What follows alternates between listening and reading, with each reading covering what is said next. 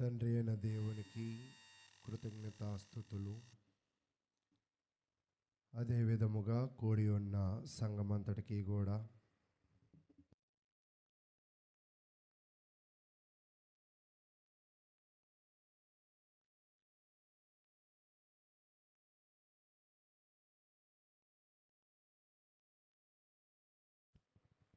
మన ప్రభువును రక్షకుడినైన యేసుక్రీస్తు నామమున వందనాలు తెలియజేస్తూ ఉన్నాం. మనము మరి ఆదివారమున ఉదయమున ప్రవక్తల గ్రంథాన్ని ధ్యానిస్తూ ఉన్నాం. మరి సాయంత్రమున రాజుల గ్రంథాన్ని మనము ధ్యానిస్తూ ముందుకు వస్తూ ఉన్నాం.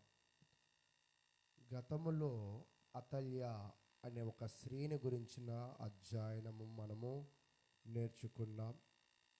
అతల్య అంటే ఒకవేళ అర్థము ఏమిటి చూసినట్లయితే ఈ పేరుకు రెండు అర్థాలు ఉన్నాయి. యెహోవాను బాధ పెట్టునది, యెహోవా గొప్పవాడు అని రెండు అర్థాలు కలిగి ఉన్నది.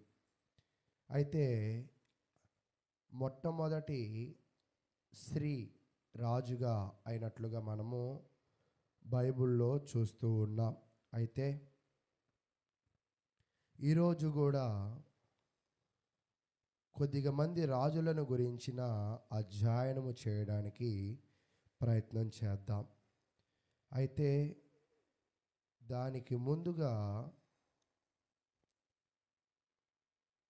సామెతల గ్రంథము 11వ అధ్యాయాన్ని చూసి ముందుకు వెళ్ళే ప్రయత్నంలో వెళ్దాం. సామెతల గ్రంథము 11వ అధ్యాయము 6వ వచనం నుంచి పరిశీలన చేద్దాం. యథార్థవంతుల నీతి వారిని విమోచించును, విశ్వాసఘాతకులు తమ దురాశ వలననే పట్టబడుదురు అని చెప్తూ ఉన్నది. దేవుని వాక్యము ఇక్కడ ఏం తెలియజేస్తున్నది అనేది పరిశీలన చేస్తున్నప్పుడు ఇక్కడ రెండు రకాలైన జనులు ఉన్నట్లుగా మనం చూస్తూ ఉన్నాం. రెండు రకాలైన జనులు అనేది పరిశీలన చేస్తున్నప్పుడు గమనించండి. ఒకళ్ళేమో నీతిమంతులు, రెండోది దురాశ కలిగిన వాళ్ళు. అంతేనా?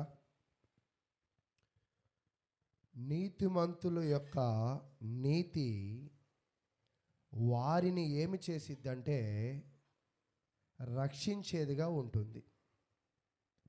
ఈరోజు సమాజంలో ఎలా ఉంటుంది అంటే, మనం ఇంత నీతిగా బ్రతుకుతున్నాం కదా, మనం ఇంత న్యాయంగా ఉంటున్నాం కదా, మనం ఇంత భక్తి కలిగి ఉంటున్నాం కదా, కానీ మనకి అన్నీ కూడా ఏమొస్తున్నాయి?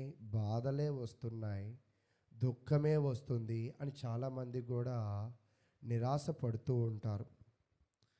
కానీ దేవుడు ఏం చెప్తున్నాడంటే, ఈ నీతిమంతుల నీతి వాళ్ళని ఏం చేసిద్దంటే రక్షించిద్దంట. ఏం చేసిద్ది? రక్షించిద్ది. అయితే ఈరోజు మనము నీతిమంతుడుగా ఒకవేళ జీవించినట్లయితే ఖచ్చితంగా నీ మంచితనము, నీ సత్ప్రవర్తన, నీ నోటి మాటలు, నీ నడవడిక, నీ జీవితం నిన్ను ఒక సమయం వచ్చినప్పుడు ఏం చేసిద్ది? రక్షించిద్ది. రక్షించదు అనడానికి అవకాశమే లేదు. ఎందుకంటే దేవుడు ఇది చెప్పేది మనుషులు కాదు. నీతిగా నడుచుకుంటే రక్షింపబడతామని చెప్పేది ఎవరంటే దేవుడు. అయితే ఇక్కడ వీళ్ళ గురించి పక్కన పెడితే మరొక విషయం ఏం చెప్తున్నాడంటే అక్కడ చూద్దాం. 6వ వచనం, యథార్థవంతుల నీతి వారిని విమోచించును, విశ్వాసఘాతకులు తమ దురాశ వలననే పట్టబడుదురు అని చెప్తూ ఉన్నాడు. అంతేనా? అంటే దురాశ కలిగిన వాళ్ళు, అంటే వారిది కాని దాని మీద ఆశ కలిగిన వాళ్ళు, వాళ్ళది సంబంధము లేని వాటి మీద కూడా మనసు నిలిపేవాళ్ళు, వాళ్ళు ఏమవుతారంటే ఒక రకంగా నాశనము చేయబడతారు అని చెప్తూ ఉంది. నువ్వు నీతిగా బ్రతికినట్లయితే నువ్వు రక్షింపబడతావు. నీ ప్రవర్తనను బట్టి అనేకులు కూడా రక్షింపబడతారు. ఒకవేళ నువ్వు జీవితంలో దురాశ కలిగి ఉంటే నువ్వేమవుతావంటే నాశనం అనేది చేయబడతావు. అందుకే దేవుడైన యెహోవా తన బిడ్డలకు, ఇశ్రాయేలు ప్రజలకు ఆజ్ఞలలో ఏం నేర్పించాడంటే, నీ పొరుగువానిది ఏదైనానో దాని మీద నువ్వేం చేయకూడదంట, ఆశపడకూడదు. ఈరోజు సమాజాన్ని మనం పరిశీలన చేస్తూ ఉంటే వాళ్ళ దగ్గర లేనిది ఇతరుల దగ్గర ఒకవేళ ఉంటే దాని మీద ఆశపడుతున్నారు, దానిని బట్టి కుళ్ళుకుంటున్నారు, దానిని బట్టి గోతులు తవ్వుతూ ఉన్నారు. అయితే చూడండి, అదే చెప్తూ ఉన్నాడు కీర్తనల గ్రంథము 7వ అధ్యాయము. కీర్తనల గ్రంథము 7వ అధ్యాయాన్ని పరిశీలన చేస్తున్నప్పుడు 15, 16 వచనాలు మనం చూద్దాం. కీర్తనల గ్రంథము 7వ అధ్యాయము 15, 16 వచనాలు. వాడు గుంట త్రవ్వి దానిని లోతు చేసి ఉన్నాడు, తాను త్రవ్విన గుంటలో తానే పడిపోయాను. అంటే దురాశ కలిగిన వాడు ఏం చేస్తాడంటే, ఈ నీతిమంతుణ్ణి నాశనము చేయడానికి, ఇతని జీవితాన్ని పాడు చేయడానికి, ఇతని జీవితాన్ని ఇబ్బంది పెట్టడానికి ఏం చేస్తాడంట, గుంటలు తవ్వేవాడిగా ఉంటాడు. ఈరోజు చూడండి, చాలామంది మాటలు కానీ ప్రవర్తన కానీ వాళ్ళ జీవితం గురించి 10 మందికి చెప్తారా? వాళ్ళ కుటుంబంలో జరిగే విషయాలు 10 మందికి చెప్తారా ఎవరైనా? కానీ ఇతరుల దగ్గర జరిగే విషయాలు మాత్రం ఏం చేస్తారు, 10 మంది దగ్గర తెలుసుకుంటారు, 10 మందికి చెప్తూ ఉంటారు. అంటే ఇతర విషయాలు తెలుసుకోవడం కూడా దురాశేనా అంటే ఖచ్చితంగా దురాశే. నీ జీవితంలో కేవలము నువ్వేంటో, నీ జీవితం ఏంటో, నీ భక్తి ఏంటో అనేది వెళ్ళిపోవాలి. దానినే దేవుడు ఏమని ఎంచాడంటే నీతిగా ఎంచాడు. ఒకవేళ నీ పొరుగువాని విషయాలే కానీ, నీ పొరుగువానిది దేనిదైనా కూడా, నీ పొరుగువానిది దేని మీదైనా నీ మనసు, నీ దృష్టి పడింది అంటే నువ్వేం పడినట్టే, దురాశ పడినట్లే. అయితే ఈ దురాశ ఉన్నప్పుడు ఏం జరుగుతుంది అంటే 10 మంది దగ్గరికి వెళ్ళి మాట్లాడాలనిపించిద్ది, 10 మంది దగ్గర నుంచి విషయాలు తెలుసుకోవాలనిపించిద్ది, ఆ 10 విషయాలను 10 మందికి చెప్పాలని అనిపిస్తూ ఉంటుంది. అందుకే కీర్తనకారుడు ఏమంటున్నాడంటే, ఈ దురాశ కలిగిన వాడంట ఎవరికి గొయ్యలు తీయాలనుకుంటాడంట, నీతిమంతుడికి గొయ్య తీయాలనుకుంటాడు. కానీ ఆ గోతులో ఎవరు పడతారంట, తానే పడిపోతాడు అని చెప్తూ ఉన్నాడు. తర్వాత 16వ వచనం. వాడు తలంచిన చేటు వాని నెత్తి మీదకే వచ్చును, వాడు యోచించిన బలాత్కారము వాడిని నడినెత్తి మీదనే పడు. ఈ దురాశతో నువ్వు ఒకళ్ళ తల మీద చేతులు పెట్టాలని, ఒకళ్ళని ఇబ్బంది పెట్టాలని, ఒకళ్ళని నాశనం చేయాలని, ఒకళ్ళని బలాత్కరించాలని, ఒకళ్ళ విషయాల్లో చొచ్చుకోవాలని నువ్వు ప్రయత్నం చేస్తే ఏమైందంట, వాడికే చేటు. కాబట్టి ఇప్పుడు మీ జీవితంలో దురాశ కలిగి ఉంటే ఆ దురాశ ఎవరికి వచ్చి మళ్ళా పడిద్దంట, వానినే నాశనం చేసిద్ది. ఒకవేళ నువ్వు నీతి కలిగి ఉంటే ఆ నీతి వానినే రక్షించిద్ది. కాబట్టి ఈరోజు క్రైస్తవులు ఎలా ఉండాలని దేవుడు కోరుకుంటున్నాడు అంటే, దేవుడు తన ప్రజలను మీరు నీతిగా ఉండండి, అప్పుడు మీరేమవుతారంటే రక్షింపబడతారు. ఒకవేళ మీరు దురాశ కలిగి ఉంటే మీ గొయ్య మీరే తీసుకున్నట్టు, మీ తల మీద మీరే చేతులు పెట్టుకున్నట్టు, మీ నాశనం మీరే తెచ్చుకున్నట్లుగా చెప్తూ ఉన్నాడు. అయితే ప్రియులారా, ఈరోజు మన అందరము కూడా ఎలా జీవించాలంటే నీతిమంతుడిగా జీవించాలి. నీతిమంతుడిగా జీవించినప్పుడు చూడండి, ఇంతాక మనం చూసిన సామెతల గ్రంథము 11వ అధ్యాయము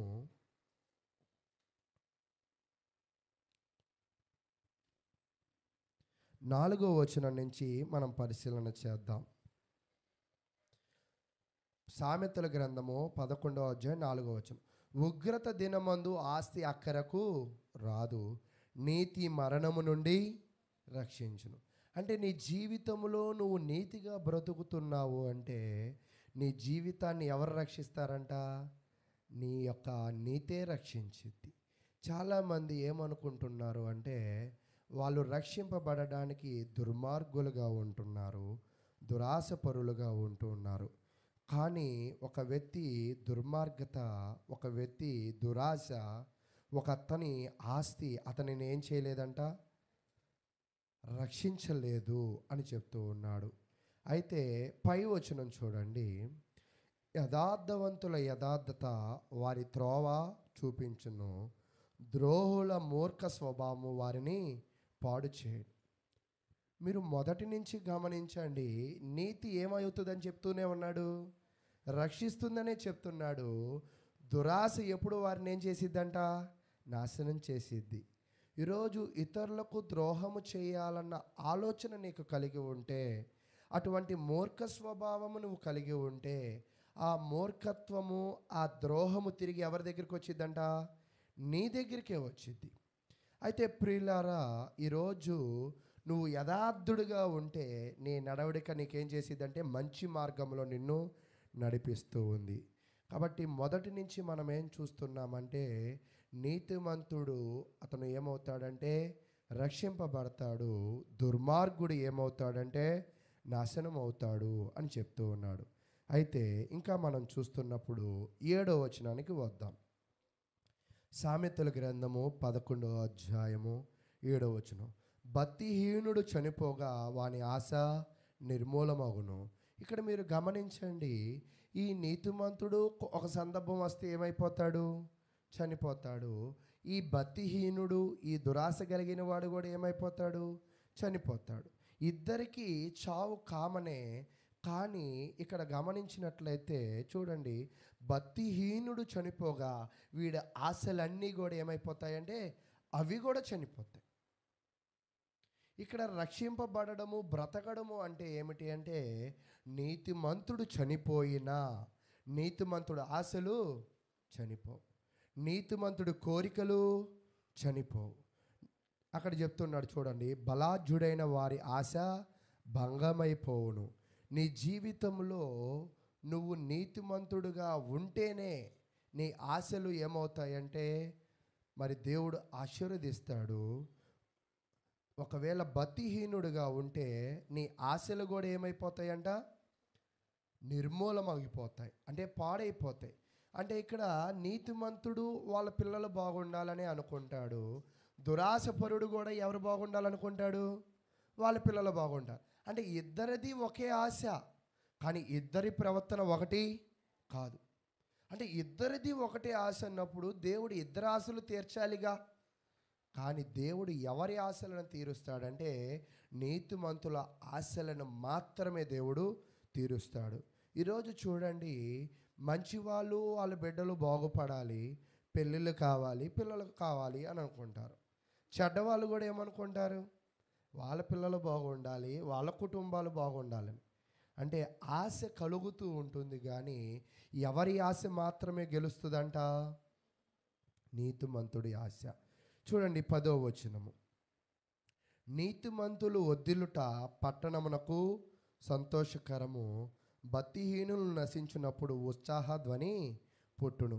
ఇక్కడ మీరు గమనించినప్పుడు నీతిమంతుడు ఎదిగితే ఎవరికి ఉపయోగం అంట? ఆ పట్టణానికి ఉపయోగం. కానీ ఈ భక్తిహీనుడు ఎదిగితే ఆ పట్టణానికి ఏముండదు? ఉపయోగము ఉండదు, సంతోషము కూడా ఉండదు. అయితే ఈ నీతిమంతుడు చచ్చిపోతే అతను చావు చనిపోయినప్పటికీ కూడా ఆయన ఆశలను ముందుకు తీసుకెళ్ళడానికి దేవుడు ఎవరినో ఒకరిని ఏం చేస్తాడు, ఏర్పాటు చేస్తాడు. కానీ ఈ దురాశతో కలిగి ఉన్న వాళ్ళు చచ్చిపోతేనంట అక్కడ ఏం చెప్తున్నారంటే వాళ్ళ పట్టణము లేదా వాళ్ళ కుటుంబం ఏం పడతారంట, సంతోషపడతారు. అంటే దురాశ కలిగి ఉన్నవాళ్ళు, భక్తిహీనుల మరణము ఎవరికి సంతోషం అంట, సమాజానికి సంతోషం. అయితే కింద చెప్తున్నాడు 11వ వచనం, యథార్థవంతుల దీవెనల వల్ల పట్టణమునకు కీర్తి కలుగును, భక్తిహీనుల మాటలు దాన్ని బొర్లదోయును. అంటే ఇక్కడ మీకు అర్థమవుతుందా, ఇక్కడ మీకు ఫస్ట్ నీతిమంతుడు గురించి చెప్తున్నాడు, తర్వాత అనీతిమంతుడు గురించి, అంటే ఫస్ట్ భక్తిపరుడు గురించి చెప్తున్నాడు, తర్వాత భక్తిహీనుడికి కలిగేది కూడా చెప్తూ ఉన్నాడు. ఇక్కడ ఏం చెప్తున్నాడంటే నీతిగా ఉన్న వాని యొక్క పట్టణాన్ని ఎవరు ఆశీర్వదిస్తారంట, దేవుడు ఆశీర్వదిస్తాడని చదివాం. ఆ పట్టణానికి ఏం కూడా వచ్చిందంట, పేరు వచ్చింది. అయితే ఇతని పట్టణానికి కూడా పేరు వచ్చింది, కానీ అది చెడు పేరు వచ్చింది. మంచి పేరును అతను ఏం చేస్తాడంటే తోసేసేవాడిగా ఉంటాడు. ఈరోజు నేనేం చెప్తున్నానంటే మన జీవితాలు నీతిమంతుడుగా ఉంటే రక్షింపబడతాం మొదటిగా. రెండోది, నీతిమంతుల ఆశను దేవుడు తీరుస్తాడు, నీతిమంతుని దేవుడు ఆశీర్వదిస్తాడు, నీతిమంతుడికి దేవుడు వాళ్ళ ఊరికి పేరుని ఇస్తాడు. అంతేనా మనం నేర్చుకుంది? అయితే అనీతిమంతుడికి మాత్రం ఇవేవి కూడా లేదు. ఎందుకు లేదు అంటే నీతిమంతుడు తన జీవితంలో అందరికీ మేలుకరంగా ఉంటాడు, కానీ దురాశపరుడు, ఈ భక్తిహీనుడు, ఈ దౌర్భాగ్యుడు, ఈ పాపి ఎలా ఉంటాడంటే అందరినీ నాశనము చేసి నేను ఎదగాలనుకుంటాడు. నీతిమంతుడు ఏమనుకుంటాడంటే నాతో అందరూ ఎదగాలి అని అనుకుంటాడు, కానీ దురాశపరుడు అందరూ నాశనం అయిపోయినా నేను బాగుండాలి అని అనుకుంటాడు. అంతేనా? అయితే ప్రియులారా, ఇప్పుడు నేను కొంతమంది రాజుల గురించి మీకు తెలియజేస్తాను. అయితే తెలియజేసినప్పుడు మీరు ఏం చెప్పాలి అంటే వాళ్ళు నీతిమంతులా అనీతిమంతులా అనేది మీరు తెలియజేయాలి. చూడండి, 1వ రాజుల గ్రంథము 15వ అధ్యాయము, 1వ రాజుల గ్రంథము 15వ అధ్యాయము 25వ వచనానికి వెళ్ళిపోదాం. 1వ రాజుల గ్రంథము 15వ అధ్యాయము 25వ వచనం. వీళ్ళు ఏ రాజ్యము అంటే ఇశ్రాయేలీలు వాళ్ళు ఎన్ని భాగాలు అయ్యారంటే 2 భాగాలు అయ్యారు. ఇప్పుడు ఏ భాగము గురించి నేను చెప్పాలనుకుంటున్నానంటే ఇశ్రాయేలీల గురించి చెప్పాలనుకుంటున్నా. అంటే ఇశ్రాయేలీలు వాళ్ళు ఎటువైపు ఉంటారంటే ఉత్తరాన ఉంటారు. ఉత్తరాన అంటే ఇటువైపు, ఇది దక్షిణం, ఇది ఉత్తరం. అంటే ఇది ఏ రాజ్యం అంట, ఇప్పుడు ఇశ్రాయేల్ రాజ్యం.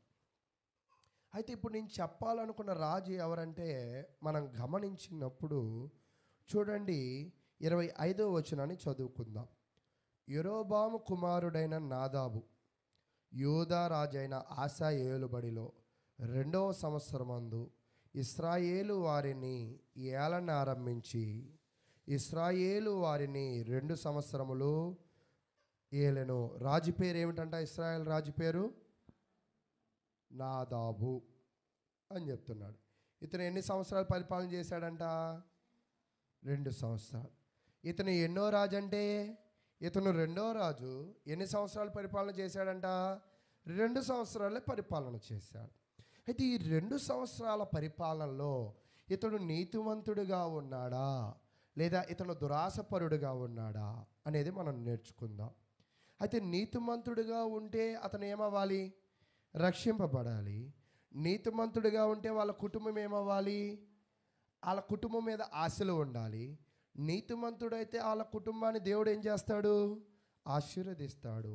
నీతిమంతుడైతే ఆ కుటుంబానికి ఆ పట్టణానికి ఏమొచ్చింది, పేరు వచ్చింది. అంతేనా? అయితే ఈ నాదాబు గురించి చూసే ముందుగా ఇతను తండ్రి ఎలాంటి వాడు, ఇక్కడ మీకేం తెలియాలి, నీతిమంతులకి వాళ్ళ పిల్లలు నీతిమంతులుగా ఎక్కువ అవకాశం. కానీ చెడ్డవాళ్ళ పిల్లలు నీతిమంతులు అవ్వడం అనేది చాలా కష్టం. అయితే నాదాబు తండ్రి ఎలాంటి వాడు అంటే ఇతను యెరోబాము. ఈ యెరోబాము చాలా చెడ్డవాడు.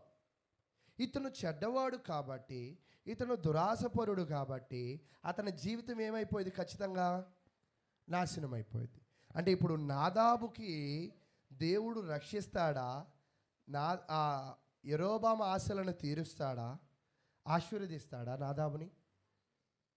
ఎందుకని అంటే ఇప్పుడు మనకి కూడా చిన్నప్పుడు పాఠాలు నేర్పించేటప్పుడు అభ్యాసము అని ఒకటి ఇచ్చి ఎగ్జాంపుల్ ఒకటి ఇస్తారు. సేమ్ అదే పారామీటర్స్ని ఉపయోగించుకొని అన్ని లెక్కలు మనం ఏం చేయాలి? చేసుకుంటూ పోవాలి. ఇప్పుడు ఏ వ్యక్తినైనా నిలవబెట్టి ఈ రెండు పోల్చి చూడాలి. ఈ రెండు పోల్చి చూస్తే ఈ కిందవి నీతిమంతుడికి వస్తాయి, ఇవైతే చెడ్డవాడికి వస్తాయి. ఇప్పుడు యెరోబాము నీతిమంతుడా దురాశపరుడా అంటే దురాశపరుడు. కాబట్టి అతని జీవితం ఖచ్చితంగా ఏమైపోద్ది? నాశనం అయిపోద్ది. మరి దేవుడు చెప్పింది కరెక్టా కాదా? ఆయన వేసిన క్యాలిక్యులేషన్ కరెక్టా కాదా అనేది మనం చూద్దాం. చూడండి 26వ వచనం. అతడు యెహోవా దృష్టికి కీడు చేసి తన తండ్రి నడిచిన మార్గమున నడిచి అతడు దేని చేత ఇశ్రాయేలు వారు పాపము చేయుటకు కారకుడాయెనో ఆ పాపమును అనుసరించి ప్రవర్తించెను. అంటే మీకు అర్థమైందా? అంటే తండ్రి ఎంత చెడ్డోడో తండ్రి బాటలోనే ఎవరు వచ్చేసారు? కుమారుడు కూడా వచ్చేసాడు. కాబట్టి ఖచ్చితంగా వీళ్ళని దేవుడు ఏం చేస్తాడు? నాశనం చేస్తాడు. చూడండి 27వ వచనంలో నాశనం స్టార్ట్ అయిపోయింది. ఇస్మాకారు ఇంటి సంబంధుడు ఆహియా కుమారుడైన బయషా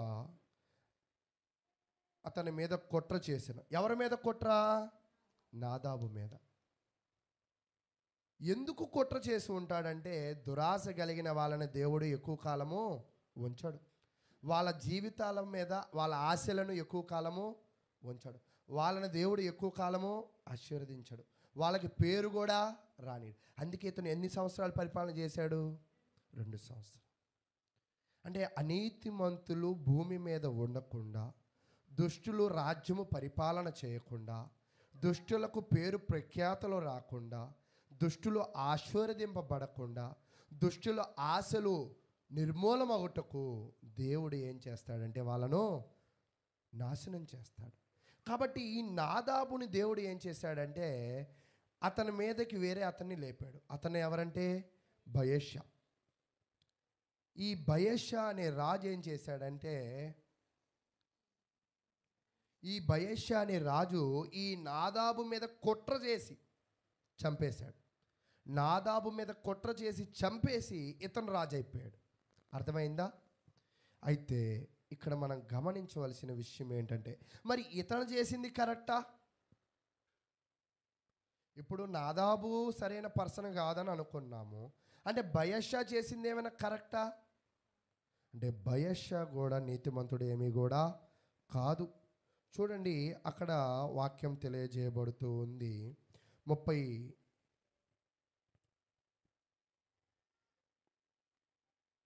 31వ వచనం. నాదాబు చేసిన ఇతర కార్యములను గూర్చియు అతడు చేసిన దాని అంతటిని గూర్చియు ఇశ్రాయేలు రాజులు వృత్తాంతముల గ్రంథమందు రాయబడి ఉన్నది. అంటే నాదాబు జీవితం ఇంకేమైపోయింది? క్లోజ్ అయిపోయింది. ఎన్ని సంవత్సరాల్లో రాజు పరిపాలన చేశాడు? 2 సంవత్సరాలు. ఎందుకు అంత తొందరగా క్లోజ్ అయిపోయిందంటే ఇతను నీతిమంతుడిగా లేడు. అయితే ఆ తర్వాత రాజు అయిన వ్యక్తి ఎవరు అంటే బయషా. ఇతను రాజు అయ్యాడు.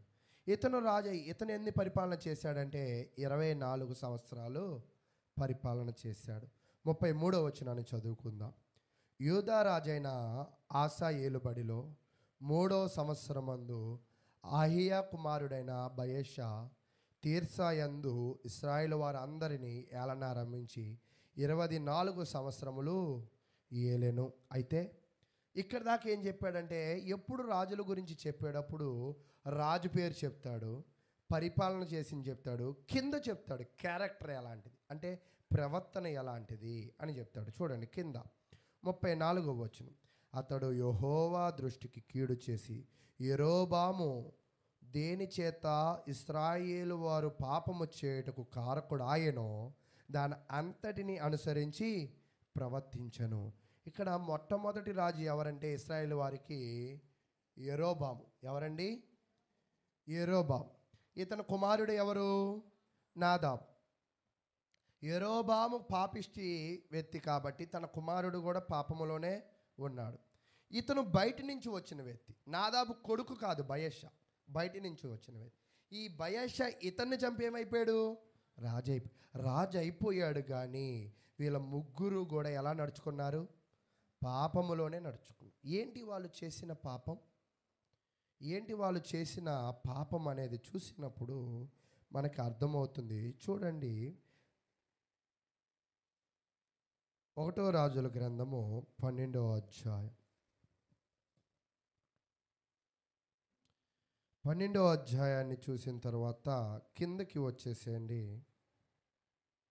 26వ వచనాన్ని మనం పరిశీలన చేద్దాం. 27 చూద్దాం డైరెక్ట్గా. యెరోబాము తన హృదయమందు తలంచి, ఏమి తలంచాడు? దురాశ తలంచాడు, నీతిని తలంచల. దురాశను తలంచి ఆలోచన చేసి 2 బంగారు దూడలు చేయించి జనులను పిలిచి యెరూషలేమునకు పోవుట మీకు బహు కష్టము. అంటే దేవుని మందిరానికి మీరు వెళ్ళి దేవునిని ఆరాధించడం ఏమంటున్నాడు? చాలా కష్టమైపోతుంది కదా. కాబట్టి మీరందరూ కూడా ఏం చేస్తారంటే, నేను 2 బంగారు దూడలను చేస్తాను, ఆ బంగారు దూడలకు మీరేం చేయండి? పూజించండి అని. అంటే వీళ్ళు యెహోవాను పూజిస్తున్నప్పుడు ఈ యెరోబాము వచ్చి ఏం చేశాడంటే, బంగారు దూడలను నిలిపి వాటిని పూజించమని చెప్పాడు. చెప్పి అక్కడ ఏం జరిగింది? 29, ఇశ్రాయేలు వారులారా, ఐగుప్తులో నుండి మిమ్మల్ని రప్పించిన మీ దేవుడు ఇవే. ఈ బంగారు దూడలే మిమ్మల్ని కాపాడాయి. ఈ బంగారు దూడలనే మీరు ఏం చేయాలంట? మరి పూజించాలి అని చెప్పాడు. దానికి ఏం పేరు పెట్టాడంటే, మీరు ఇళ్ళకి వెళ్ళి చదివినప్పుడు పెనియేలు అని పేరు పెట్టాడు. అంటే ఈ యెరోబాము చేసిన పని ఏమిటంటే, దేవుడు ద్వారా రాజయ్యాడు, కానీ ఇతను దేవునిని పూజించలేదు, ఆరాధించలేదు. ఈయన పూజించకపోగా, ఇతను ఆరాధించకపోగా తిరిగి జనాలను కూడా ఏం చేశాడు? వాళ్ళ మనసులు కూడా మార్చేశాడు. దానినే బైబిల్ ఏం చెప్తుందంటే దురాశ అని అంటుంది. అయితే యెరోబాము దురాశపరుడు కాబట్టి నాదాబు కూడా ఏమయ్యాడు? దురాశపరుడు అయ్యాడు. అతనిని చంపిన బయెషా కూడా ఏమయ్యాడంటే, వీళ్ళ ముగ్గురు కూడా విగ్రహారాలనే పూజిస్తున్నారు కానీ దేవునిని వీళ్ళు తెలుసుకోలేదు అని చెప్తూ ఉన్నాడు అన్నమాట. అయితే మరి ఇతను ఈ ముగ్గురు మరి నాదాబు దేవుని తెలుసుకోలేదు కాబట్టి పాడైపోయాడు అనుకుందాం. మరి బయెషా కూడా దేవుని తెలుసుకోలేదు కదా. అప్పుడు దేవుడు అంటున్నాడు, చూడండి, ఒక ప్రవక్తను పంపించాడు దేవుడు. ఎవరి దగ్గరికి? ఈ బయెషా దగ్గరికి. 16వ అధ్యాయము 1వ వచనం. 1వ రాజుల గ్రంథము 16వ అధ్యాయము 1వ వచనం. యెహోవా వాక్కు హనానీ కుమారుడైన యాహూకు ప్రత్యక్షమే. 1వ రాజుల గ్రంథము 16వ అధ్యాయం 1వ వచనం. బయెషాను గూర్చి ఇలాగు సెలవిచ్చును, నేను నిన్ను మంటిలో నుండి తీసి హెచ్చింపజేసి ఇశ్రాయేలు వారును నా జనుల మీద నిన్ను అధికారిగా చేసి తిని. అంటే దేవుడు ఒక ప్రవక్తను పంపించాడు. యోహు అనే ప్రవక్తను, ఇంగ్లీష్లో అతని పేరు ఏముంటుందంటే జేహు అని ఉంటుందన్నమాట. జేహు అనే ప్రవక్తను బయెషా దగ్గరికి పంపించాడు. పంపించి ఏం చెప్తున్నాడంటే, ప్రవక్త వచ్చాడు రాజు దగ్గరికి. రాజా, నీ ముందు యెరోబాము విగ్రహాలను పూజించాడు, తర్వాత రాజు నాదాబు విగ్రహాలను పూజించాడు. నేను నిన్నేం చేశానంటే, నువ్వు మట్టిలో ఉండేవాడి, అంటే రాజు అవ్వడానికి ఆస్కారము లేనివాడి, నువ్వు ఒక అధికారి కానివాడివి. కానీ నిన్ను నేనేం చేశానంట? అధికారిగా చేసి రాజుగా చేస్తే నువ్వు కూడా ఏం చేసావంటే ఆ పైన ఇద్దరు చేసినట్లుగానే చేసావు. చూడండి, అక్కడ చెప్తున్నారు, అయినను యెరోబాము ప్రవర్తించిన ప్రకారముగా నీవు ప్రవర్తించుచు ఇశ్రాయేలు వారగు నా జనులు పాపము చేయుటకు కారకుడవై వారి పాపముల చేత నా కోపము పుట్టించి ఉన్నావు అని చెప్పాడు. అంటే నువ్వు కూడా నాకేం చేసావంట? కోపం తెప్పించు. కాబట్టి నేనేం చేస్తానంటే యెరోబాము సంతతిని, నాదాబు సంతతిని బయెషా వచ్చి ఏం చేస్తాడంటే అందరినీ చంపేస్తాడు. ఈ బయెషా సంతతిని కూడా దేవుడు మొత్తాన్ని కూడా ఏం చేస్తాడంట? నాశనం చేస్తాడు. అంటే మీకు అర్థమైందా? యెరోబాము ఆశంతా కూడా ఎవరి మీద పెట్టుకుని ఉండొచ్చు? నాదాబు. ఆశ నెరవేరిందా? బయెషా రాజయ్యాడు, అవకవక రాజయ్యాడు. తర్వాత ఏమనుకుంటాడు? నా కొడుకే రాజు అనుకుంటాడు. కానీ నీతిగా లేడు కాబట్టి అతని ఆశలు కూడా ఏం చేశాడు? అంటే వాళ్ళని రక్షించలేదు. తర్వాత వాళ్ళ ఆశలు నాశనం చేశాడు. వాళ్ళ కుటుంబాన్ని ఆశీర్వదించలేదు. ఆ కుటుంబానికి మంచి పేరు కూడా ఇవ్వాల. అయితే ప్రియులారా, ఇక్కడ నేను చెప్పాలనుకుంటున్న విషయం ఏమిటి అంటే, ఒకవేళ యెరోబామే కానీ, నాదాబే కానీ, బయెషా కానీ నీతిమంతుడుగా ఉంటే ఎవరైనా ఇంకోళ్ళు వచ్చేవాళ్ళ? రాజుగా వచ్చేవాళ్ళు కాదు. అయితే ఇక్కడ నేను చెప్పాలనుకుంటున్న విషయం ఏమిటంటే, నీ కుటుంబంలో నువ్వెవరు? ఇక్కడ ఈ కుటుంబంలో వీళ్ళు దుర్మార్గులు కాబట్టి వాళ్ళ పిల్లలు ఏమైపోయారు? వాళ్ళ కుటుంబాలు ఏమైపోయాయి? నాశనం అయిపోయాయి. మరి నీ కుటుంబంలో నువ్వెవరు? ఒకవేళ నువ్వు నీతిమంతుడు అయితే నీ కుటుంబాన్ని రక్షిస్తాడు. నీ పిల్లల మీద నువ్వు పెట్టుకున్న ఆశ కాపాడుతాడు. నిన్ను దేవుడు ఆశీర్వదిస్తాడు. నీ కుటుంబానికి ఒక మంచి పేరును తీసుకొస్తాడు. ఒకవేళ నువ్వే దుర్మార్గుడు అయితే, నువ్వే దురాశ కలిగి ఉంటే, నువ్వే 10 మందికి గోతులు తీయాలనుకుంటే, నీకు వాక్యం అంటే లెక్కే లేకపోతే, దేవుడు నీకు ఇచ్చింది ఎందుకు అంటే ఒక కుటుంబాన్ని. ఇక్కడ చెప్తున్నాడు కదా బయెషాకి, బయెషా నువ్వు మట్టివాడివి, నిన్ను మట్టిలో నుంచి తీసి నేనేం చేశానంట? హెచ్చించి రాజు చేశాను. అలాగే నువ్వు నేను ఉట్టివారమే, మట్టివారమే. అయితే మట్టివాడివైన నీకు ఒక భార్య, ఒక భర్త, బిడ్డలు, వారి సంతతిని ఎందుకు ఇచ్చాడంటే వాళ్ళని దేవునిలో నువ్వు నడిపించడానికి. నీ కుటుంబాన్ని ఎప్పుడైతే నువ్వు దేవునిలో నడిపించగలవో, నువ్వు నీతిగా ఉంటేనే నీ కుటుంబాన్ని నువ్వు ఎలా నడిపించగలవు? దేవునిలో. నువ్వు నీతిగా లేకుండా వాళ్ళని దేవునిలో నడిపించడం నీ వల్ల కాదు. కాబట్టి దేవుడు నీకు ఇచ్చిన కుటుంబాన్ని, దేవుడు నీకు ఇస్తున్న ఆయుష్కాలమును, దేవుడు నీకు ఇస్తున్న సమయాన్ని ఉపయోగించి నువ్వు ముందు చేయాల్సిన పని ఏమిటంట? నువ్వు నీతిగా ఉండి నీ కుటుంబాన్ని నడిపించేవాడిగా ఉండాలి. ఒకవేళ నువ్వు అలా లేకపోతే దేవుడు నీ కుటుంబాన్ని ఏం చేస్తాడంట? నాశనం చేసేవాడిగా ఉంటాడని దేవుని వాక్యం అయితే తెలియజేస్తూ ఉంది. అయితే ఈ నలుగురు రాజులు కూడా దురాశ కలిగి ఉన్నారు. వాళ్ళ రాజ్యము మీద ఆశ కలిగి ఉన్నారు. వాళ్ళు ఎంత ఆశ కలిగి ఉన్నా వాళ్ళు ఏమైపోయారంటే నాశనం అయిపోయారు. చూడండి, సామెతల గ్రంథము 11వ అధ్యాయం 27వ వచనం మనం చదువుకుందాం. సామెతల గ్రంథము 11వ అధ్యాయము 27వ వచనం. మేలు చేయగోరువాడు ఉపయుక్తమైన క్రియ చేయును, కీడు చేయగోరువానికి కీడే మూడును. ఇతడు దేవునికి ఏం చేయాలనుకున్నాడు? యెరోబాము మేలా కీడా? కీడు. నాదాబు మేలు చేయాలనుకున్నాడా? కీడు చేయాలనుకున్నాడా? బయెషా మేలు చేయాలనుకున్నారా? కీడు చేయాలనుకున్నారా? ఎవరికి కీడు చేయాలనుకున్నారు? దేవునికే చేయాలి. కాబట్టి వీళ్ళకేం ఎదురైంది? కీడే ఎదురైంది. తర్వాత చెప్తున్నాడు, ధనమును నమ్ముకున్నవాడు పాడైపోను, నీతిమంతులు చిగురాకు వలె వృద్ధి నొందుదురు అని చెప్తున్నాడు. అంటే ఎవరైతే నీతిమంతుడుగా ఉన్నారో, ఇక్కడ రెహబాము వాళ్ళు చెడ్డ వాళ్ళైనప్పటికీ దావీదు నీతితనం బట్టి, దావీదు యథార్థతను బట్టి వాళ్ళ కుటుంబాన్ని దేవుడు ఏం చేశాడు? ఆశీర్వదించినట్లుగా చూస్తూ ఉంటాం. తర్వాత చెప్తున్నాడు చూడండి 29. తన ఇంటి వారిని బాధ పెట్టువాడు గాలిని స్వతంత్రించుకును, మూఢుడు జ్ఞాన హృదయములను దాసుడగును. నీతిమంతులు ఇచ్చు ఫలము జీవవృక్షము, జ్ఞానము గలవారు ఇతరులను రక్షించుదురు. అంటే నువ్వు నీతిమంతుడు అయితే, నువ్వు జ్ఞానం కలిగిన వాడివైతే, చాలామంది అంటూ ఉంటారు, నేను చాలా జ్ఞానం కలిగి ఉన్నాను, అందుకే ఇల్లు కట్టుకోగలిగా, నేను చాలా జ్ఞానం కలిగి ఉన్నా, అందుకే బంగారం కొనగలిగా, నేను చాలా జ్ఞానం కలిగి ఉన్నాను, అందుకే ఇది సంపాదించా, అది సంపాదించా అంటారు. నువ్వు జ్ఞానము, నీ నీతిని దేనికి ముందు ఉపయోగించాలంటే నీ కుటుంబాన్ని రక్షించడానికి ముందుగా ఉపయోగించాలి. ఒకవేళ నీ కుటుంబాన్ని నువ్వు రక్షించకపోతే, నువ్వు బ్రతికి ఉన్నంత కాలము నీ కుటుంబము చేసే పనులను బట్టి, వాళ్ళు చేసే చెడును బట్టి, వాళ్ళు చేసే పాపమును బట్టి, వాళ్ళకు దేవుడు విధించే శిక్షను బట్టి నువ్వేమవ్వాల్సిందే, ఖచ్చితంగా బాధపడాలి. అంటే చివరికి నువ్వు నిర్లక్ష్యంగా ఉన్నందుకు, నీవు అశ్రద్ధగా ఉన్నందుకు తిరిగి నీ బిడ్డలను నువ్వే చూస్తే ఏమవ్వాలి? బాధపడాలి.